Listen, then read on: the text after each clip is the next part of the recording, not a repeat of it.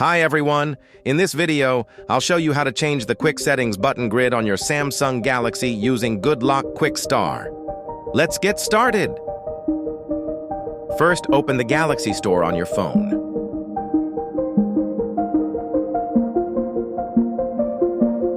Open Galaxy Store, search for Good Lock, install it.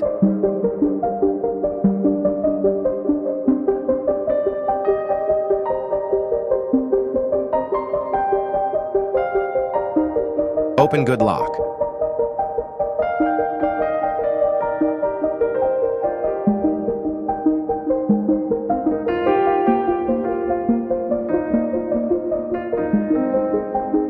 Search for QuickStar plugins and install it.